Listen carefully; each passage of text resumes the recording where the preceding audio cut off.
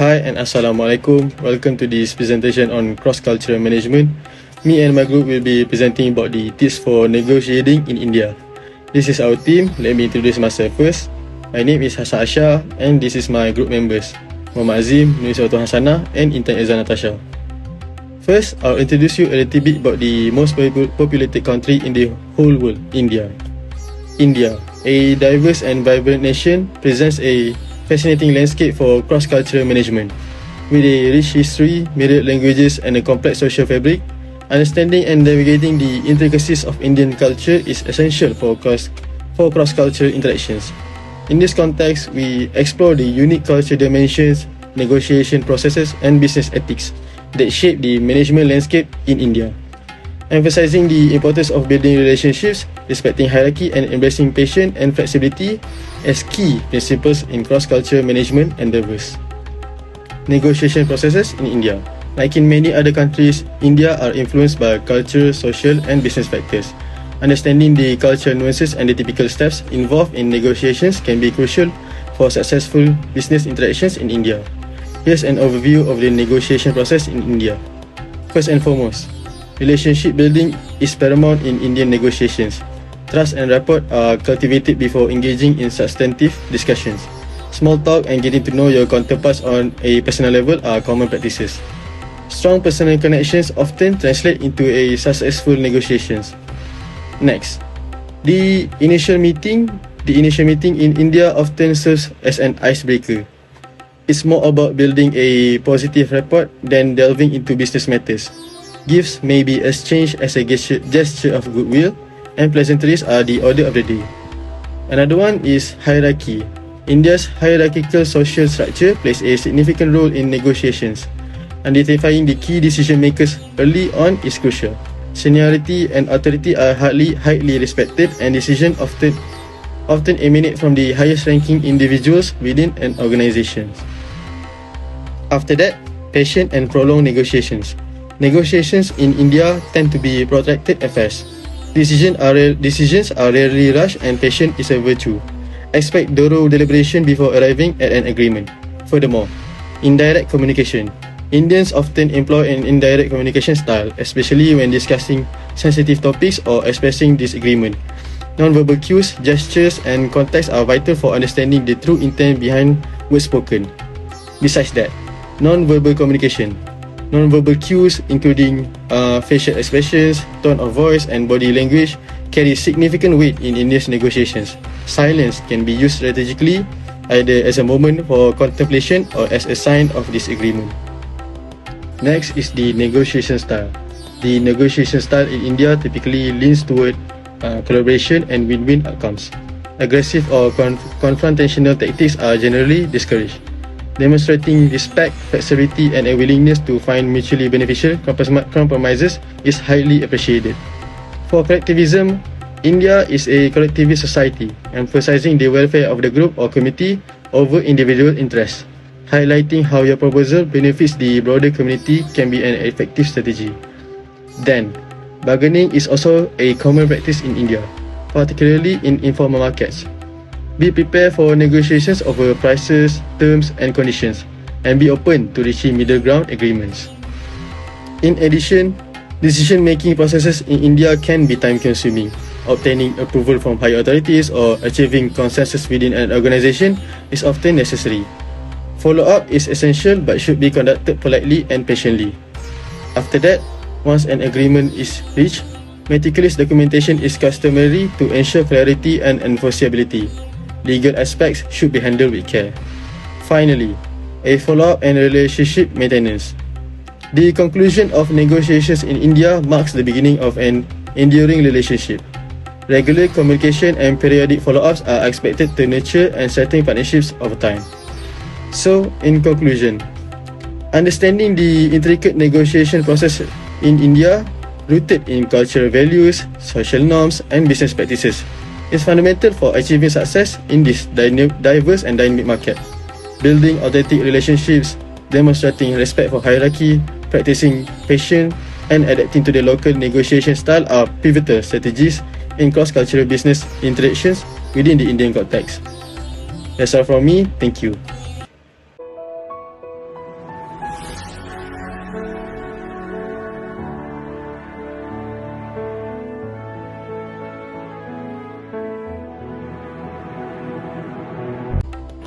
Thank you, Hasan, for giving the chance for me to present.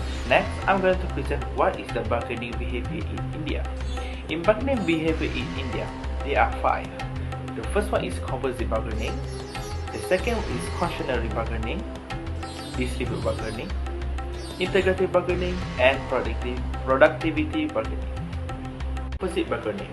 Composite bargaining it occurs in industry with a strong labor union, where it covers a varied issue like wages, safety, and job security.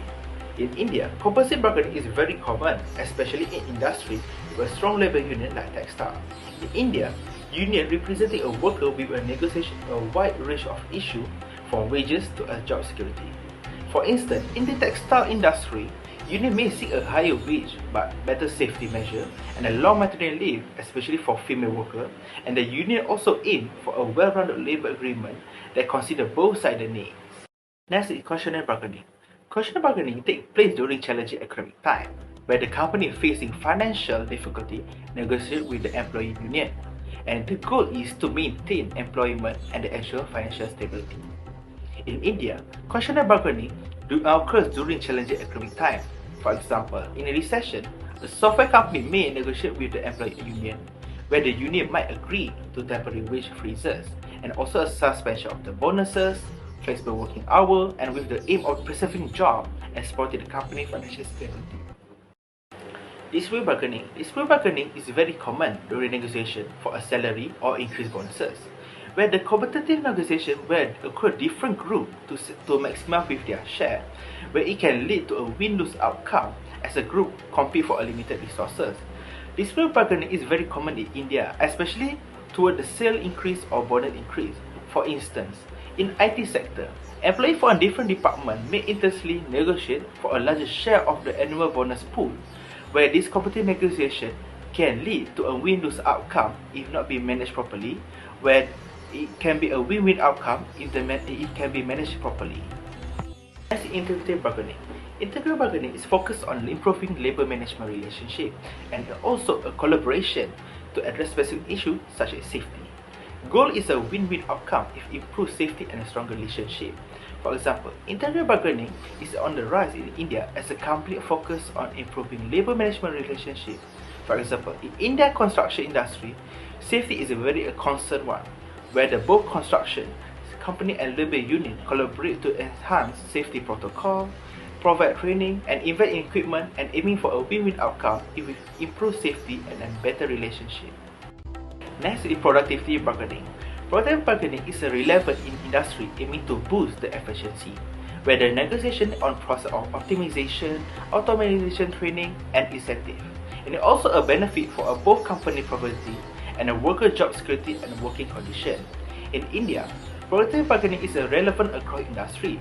For example, a manufacturing company may negotiate with a labor union to boost the productivity, and a negotiation can lead to an agreement on process optimization, automation, cross-training, and performance incentive. This boosts profitability and improves job security and working conditions for the worker and contributing to industry growth.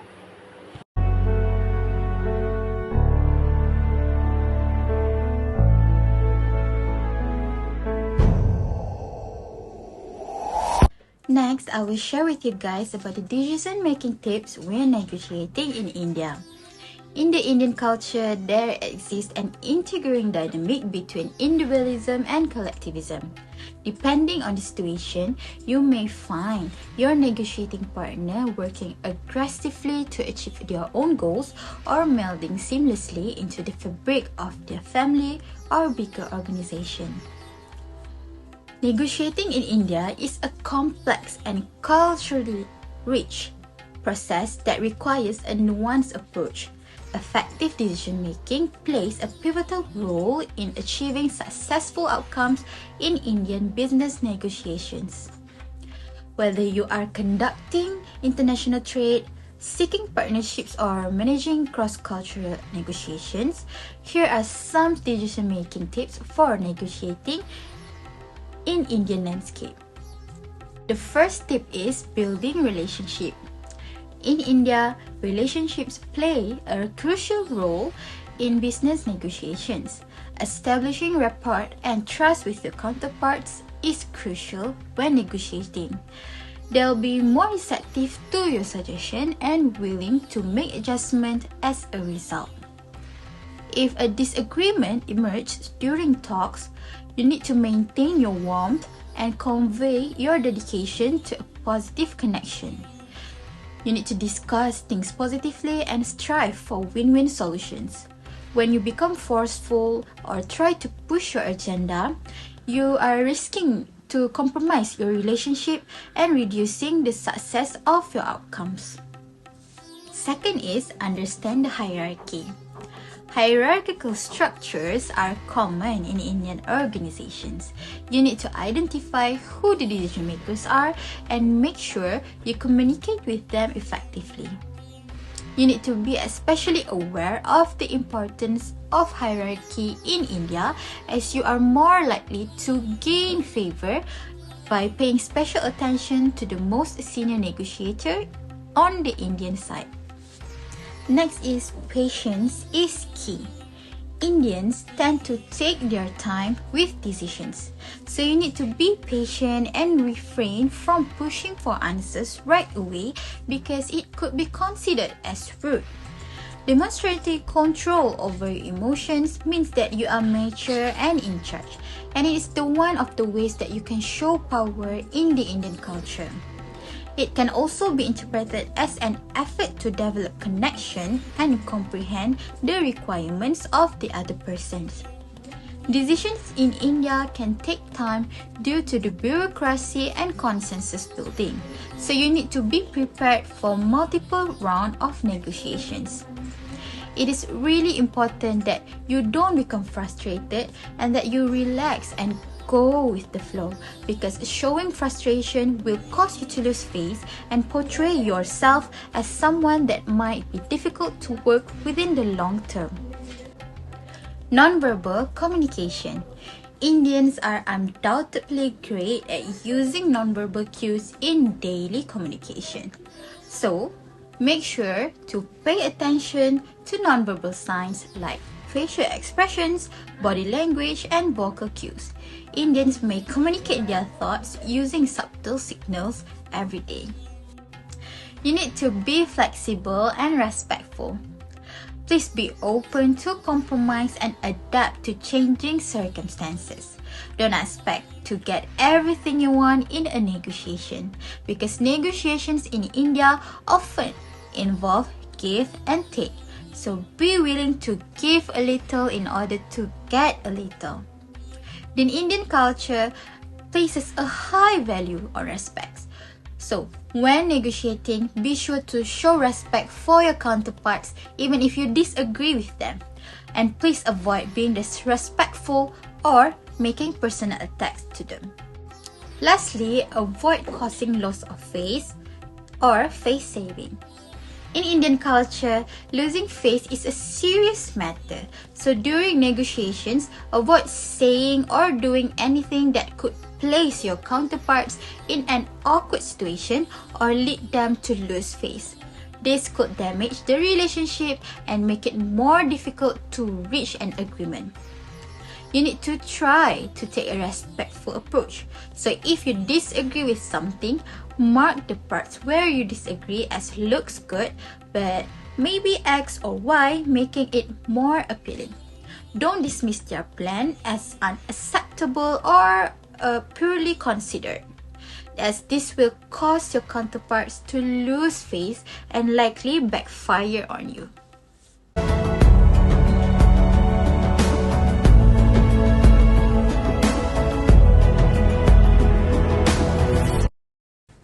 Communication style refer to the typical patterns and norms of interpersonal communication in that country.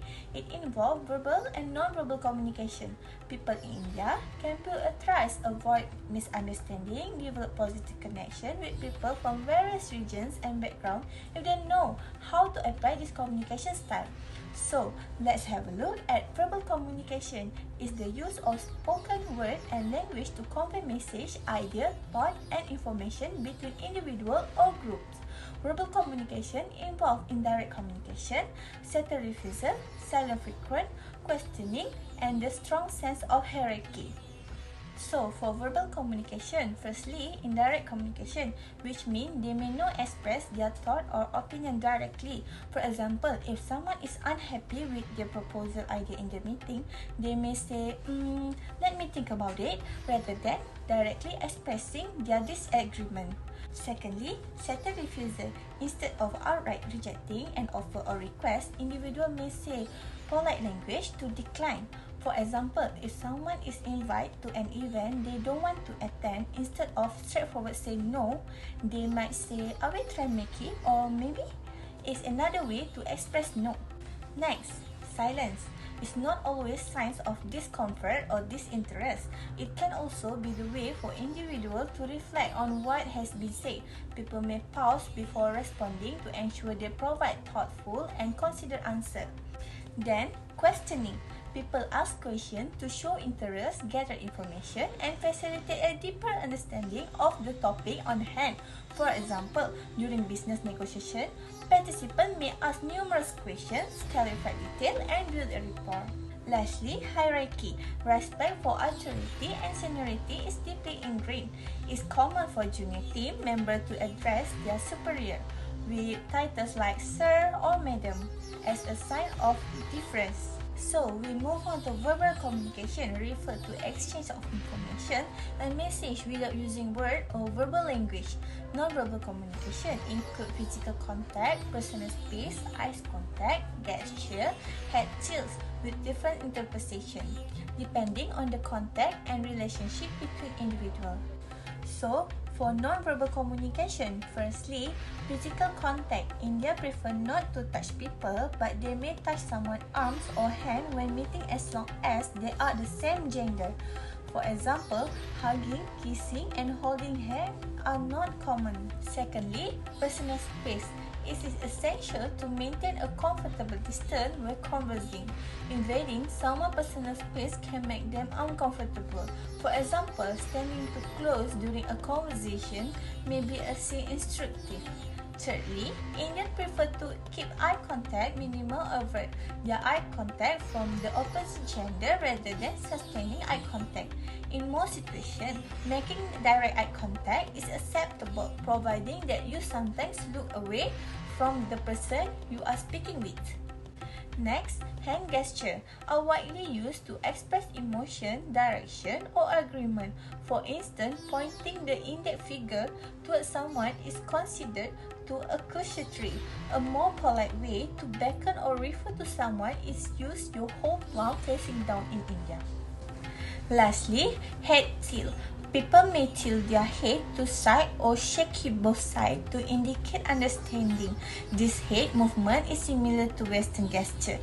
Indicate I don't know with a shrug of shoulder, like, or tilting one head to other side, like.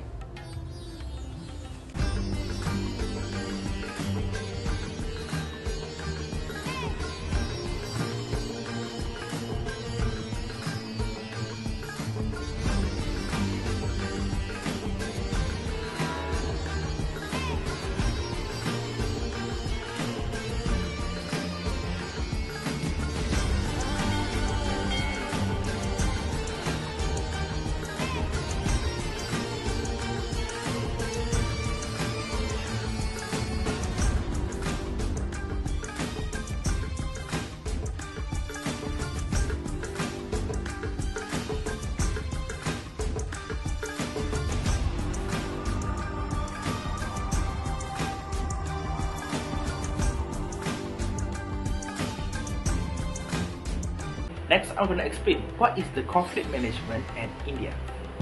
The first conflict management is keep a respectful tone.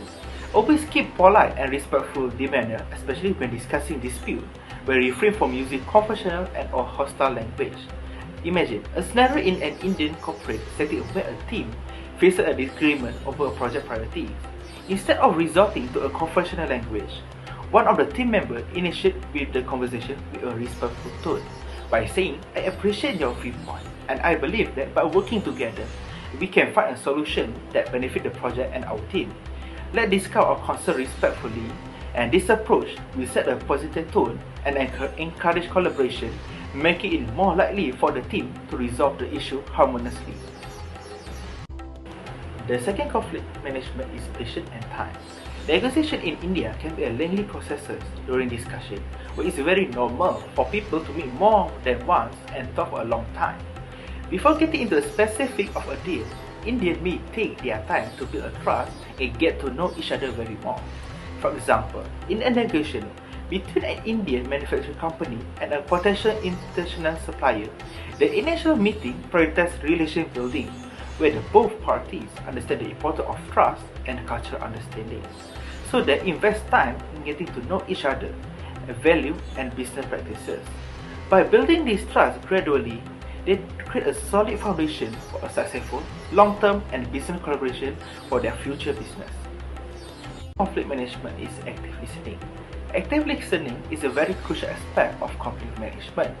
When engaged in discussion, it's very important to listen to other people's thoughts and other prospective parties that involve. This demonstrates your willingness to understand their viewpoint and pave the way for the constructive dialogue. For example, in a local community in India, residents are divided into whether to allocate funds for a new park or for a community center in India. An active listener within the group take the initiative by saying, "I'd like to hear from each of you about your priority and your thought. Please listen and share your thought, and I make sure everyone's voices is very heard." By actively listening to each other community member perspective, this individual ensures that everyone feels valued and contribute to more decision-making processes.